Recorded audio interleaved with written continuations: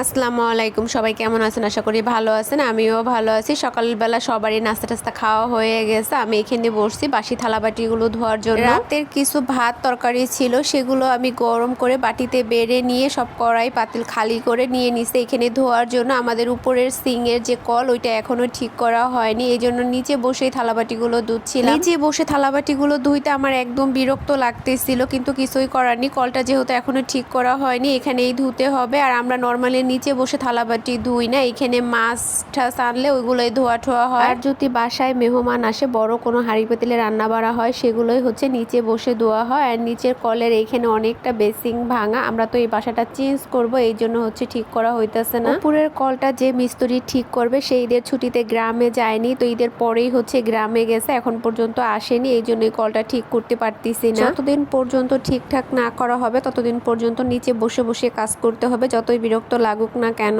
আমি নর্মালি সকালে যে বাসি থালাবাটিগুলো হয়, ওগুলো কখনোই ধুই না, খুব কম ধোয়া হয় মাঝে মধ্যে। সেটা যদি ইচ্ছাকৃতভাবে ধুই তাহলে, তা না হলে আমার কখনোই ধোয়া হয় না। গতকালকে আমি রান্না করতে বসে কড়াইগুলো দেখে আমার কাছে খুব বিরক্ত লাগতেছিল, আর মনে মনে ভাবতেছিলাম যে আমি কি কড়াইতে রান্না করি। এই কড়াইটা হচ্ছে অনেকটা পরিমাণে কালো হয়ে গেছিল, কিছুদিন যাবত আগে আমি অনেকটা পরিষ্কার করছি। পরিষ্কার করার পরে হচ্ছে এখন অল্প পরিমাণে একটু কালো আছে, এই কালো দাগগুলো আর কি উঠাতে পারতেছিলাম না, তো এইভাবে আর কি ব্যবহার করা হচ্ছিল। এই কড়াইটা আমার বিয়ের আগের কড়াই, আমার মামি শাশুড়ির ছিল, সে এখান থেকে চলে যাওয়ার সময় আমার শাশুড়িকে দিয়ে গেছিল। তো আমি আসার পর থেকেই দেখছি এটার ভিতর তারা ভাজা পোড়া করে, ওই থেকেই হচ্ছে কড়াইটা একবারে মোটা হয়েছিল তেলকাশটা দিয়ে। তো সেগুলোই হচ্ছে আমি আস্তে আস্তে আস্তে আস্তে উঠিয়ে তারপরে হচ্ছে এই পরিমাণে আনছি। আর এই কড়াইটা হচ্ছে 6 মাস হয়েছে আমার কেনা হয়েছে, আর কেনার থেকেই হচ্ছে আমি এটাকে ব্যবহার করতেছি। একদিনও এর ভিতরে কোনো ময়লা আমি লাগতে দেইনি, রান্নার সাথে সাথে হচ্ছে ভালোভাবে ঘষে পরিষ্কার করে ধুয়ে ফেলি। যেহেতু আমার থালাবাটিগুলো তেমন ধোয়া হয় না, আর রমজান মাসে রান্না বাড়া